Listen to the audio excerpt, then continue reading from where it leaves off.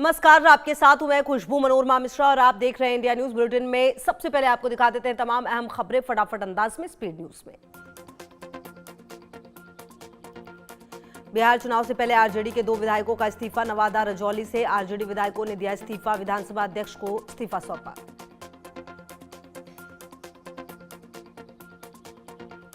बिहार चुनाव को लेकर बीजेपी जेडीयू में 203 सीटों पर सहमति। सूत्रों के मुताबिक बीजेपी 101, जेडीयू 102 सीटों पर लड़ सकती है चुनाव। सहयोगी दल को 40 सीटें मिल सकती हैं।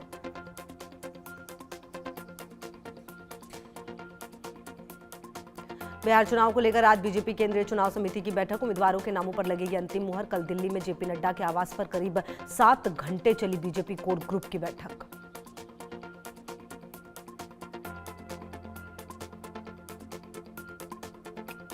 बिहार चुनावों पर दिल्ली में अमित शाह और जेपी नड्डा ने की बैठक। बीजेपी के 102 उम्मीदवारों के नाम पर चर्चा। करीब 80 सीटों पर सिंगल नाम हुए तय।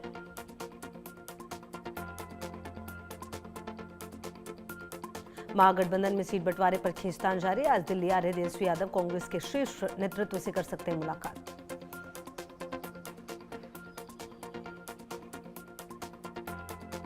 बिहार चुनाव महागठबंधन में सीटों पर पेच फंसा। 70 सीटों से कम पर मानने को तैयार नहीं कांग्रेस। मुकेश सैनी भी 35 से 40 सीटों पर लड़े।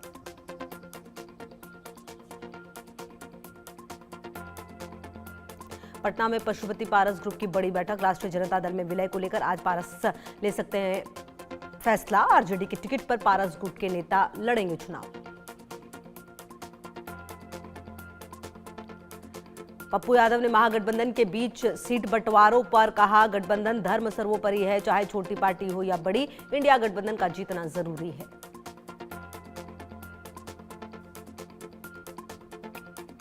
पप्पू यादव ने कहा, यह चुनाव विनाश बनाम विकास पर आधारित है। राहुल गांधी के प्रेम, विकास और संघर्ष की ताकत पर यह चुनाव लड़ा जाएगा।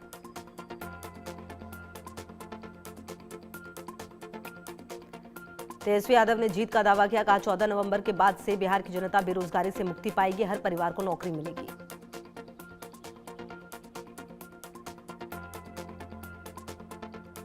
आरजेडी नेता मृत्युंजय तिवारी का प्रशांत किशोर के बयान पर कहा पलटवार। तेजस्वी यादव की घोषणा करने पर ये लोग पहले ही हार मान लेते हैं। साल 2020 में भी नौकरी देने का वादा किया गया था।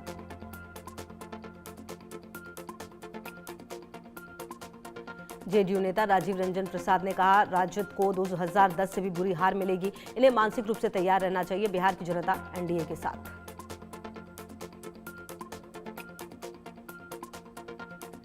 कांग्रेस नेता पवन खेड़ा ने महागठबंधन के बीच सीट बंटवारे को लेकर कहा, कोई पेच नहीं फंस रहा। मुलाकात होगी तभी तो आगे सीटों के बंटवारे की घोषणा होगी।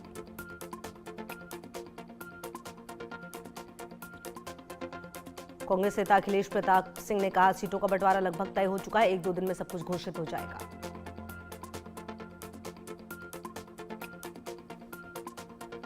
जहानाबाद के पूर्व सांसद अरुण कुमार ने कहा, जेडीयू में दोबारा शामिल होकर मैं बहुत खुश हूं।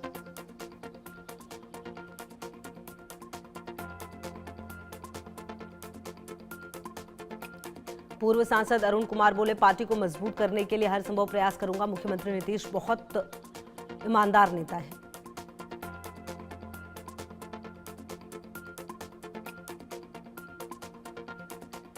एनसीपी एससीपी सांसद सुप्रिया सुले ने बिहार चुनाव पर कहा, हम कांग्रेस और आरजेडी के साथ बिहार में पूरी ताकत के साथ लड़ेंगे। जो मदद हम यहां से कर सकते हैं करेंगे।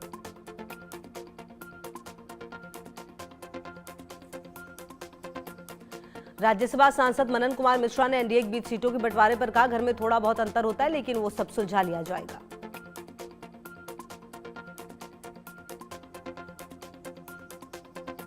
भारतीय कृषि अनुसंधान संस्थान में पीएम मोदी ने किसानों से की बातचीत। किसान बोले, हाल के दिनों में काफी विकास हुआ है। प्रधानमंत्री सम्मान निधि योजना हमारे लिए वरदान है।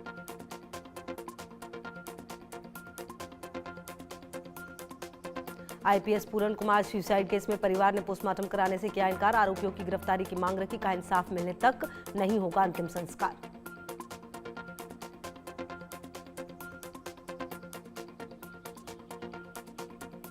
आईपीएस पूरन सिंह की मौत मामले पर बोले मुख्यमंत्री नायब सिंह सैनी। कहा, दोषी कितना ही प्रभावशाली व्यक्ति क्यों ना हो, उन्हें बख्शा नहीं जाएगा।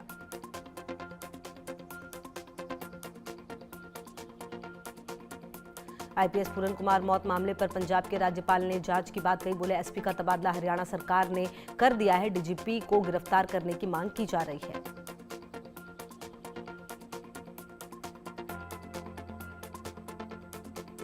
दुर्गापुर गैंग रेप केस मामले में बंगाल पुलिस का एक्शन, 4 आरोपी गिरफ्तार, अन्य आरोपियों की तलाश तेज।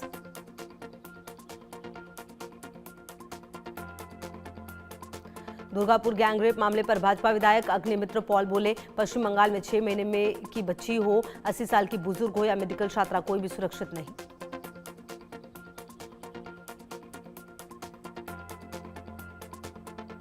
दुर्गापुर गैंगरेप मामले पर पश्चिम बंगाल के मंत्री बाबुल सुप्रियो ने कहा, यह बेहद शर्मनाक और दुखद घटना है और जो अपराधी ऐसे कृत्य करते उन्हें कड़ी से कड़ी सजा मिलनी चाहिए।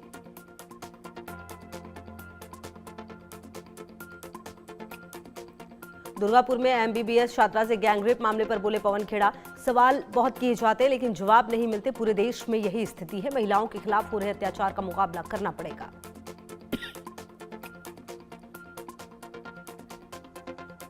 गृहमंत्री अमित शाह के बयान पर राज्यसभा सांसद हर्षवर्धन श्रृंगला ने कहा, हर कोई जानता है कि बहुत सारे घुसपैठिए हैं, मतदाता जो भारतीय नागरिक नहीं है वो भी चुनाव में हिस्सा लेंगे, तो क्या ये सही होगा?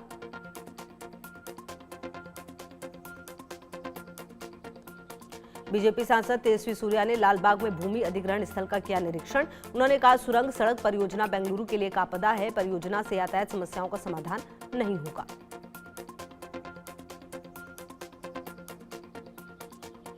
कोल्ड्रिफ्ट कफ सिरप से हुई मौतों पर कमलनाथ ने कहा, मैं राज्य सरकार को इसका जिम्मेदार मानता हूं, अभी तो पता नहीं कितनी दवाइयां हैं जिसकी जांच नहीं हो रही।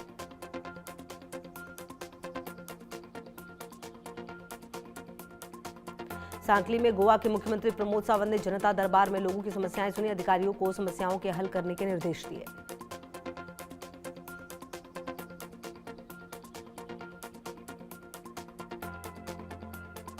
भोपाल में मुख्यमंत्री मोहन यादव ने पल्स पोलियो अभियान के तहत बच्चों को पोलियो ड्रॉप्स पिलाई।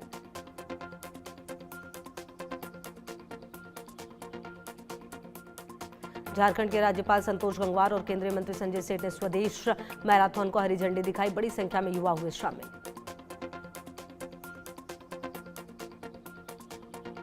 झारखंड के राज्यपाल संतोष गंगवार ने कहा, हम सभी जानते हैं कि प्रधानमंत्री देश में स्वदेशी की भावना को बढ़ावा देने के लिए हमेशा सक्रिय रहते हैं और यह मैराथन इस बात का प्रतीक है।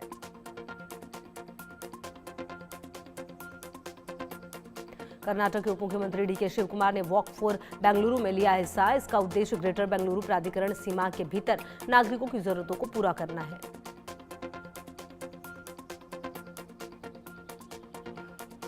एक्शन में हरियाणा में मुख्यमंत्री नायब सिंह सैनी ने कैबिनेट की अध्यक्षता की, कैबिनेट बैठक की।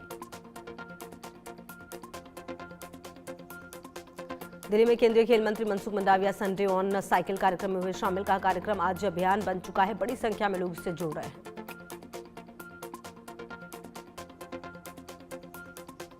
महाराष्ट्र के डिप्टी सीएम एकनाथ शिंदे पर उद्धव ठाकरे पर निशाना, का चुनाव जीतने के लिए पाकिस्तान को साथ लेंगे शिवसेना प्रमुख।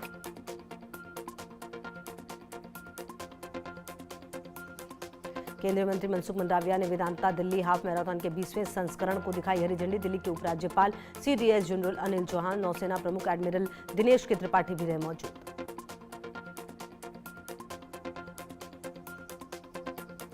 राजस्थान के मुख्यमंत्री भजनलाल शर्मा मालवीय राष्ट्रीय प्रौद्योगिकी संस्थान के 19वें दीक्षांत समारोह में हुए शामिल।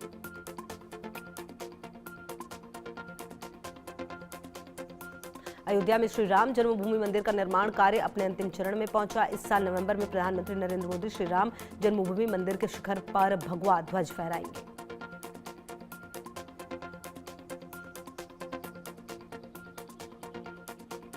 आगामी त्योहारों को लेकर दिल्ली पुलिस का अलर्ट, सड़कों पर पुलिस ने चलाया गश्ती अभियान, वाहनों की चेकिंग भी की गई।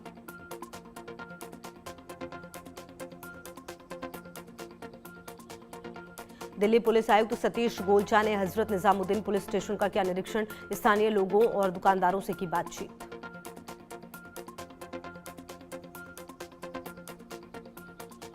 देवबंदी उलेमा का नया फरमान, मरने वाले के घर में खाना बांटना इज्जत नहीं बल्कि गफलत है, उसके घर को मत बनाओ दावतगाह, मौलाना कारी इसहाक गौरा ने दी नसीहत।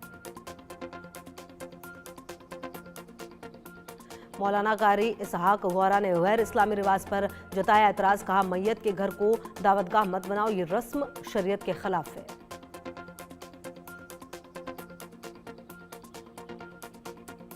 मौलाना इसहाक ने अफसोस जताते हुए कहा मृतक के दफन होते ही लोग उसके घर लौटकर खाने पर टूट पड़ते, जैसे जिंदगी में कभी खाना ना देखा हो। यहाँ तक कि खाने की तारीफ और लज्जत भी करते हुए नजर आते, जबकि उस घर के लोग गम और सदमे में डूबे होते हैं।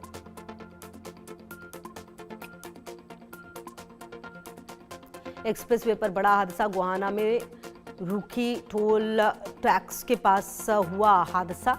दर्दनाक हादसे में 4 की मौत, 1 की मौके पर ही मौत, 3 ने इलाज के दौरान तोड़ा दम। गुरुग्राम में क्राइम ब्रांच की बड़ी कार्रवाई, बम्बिहा गैंग के 2 शार्प शूटरों का एनकाउंटर। मेदावा गांव के पास मुठभेड़ में दोनों बदमाश गिरफ्तार। गुरुग्राम के सेक्टर 39 और 40 में क्राइम ब्रांच की संयुक्त टीम ने की कार्रवाई। गुप्त सूचना के आधार पर घेराबंदी की गई। पुलिस की चेतावनी के बाद भी बदमाशों ने फायरिंग की।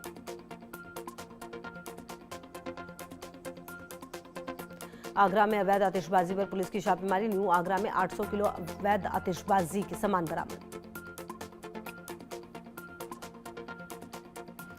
शामली में सपा सांसद इकरा हसन के आवास पर पुलिस का पहरा, जमकर लगे इकरा हसन मुर्दाबाद के नारे। हिंदू रक्षा दल के कार्यकर्ताओं ने प्रदर्शन की दी चेतावनी।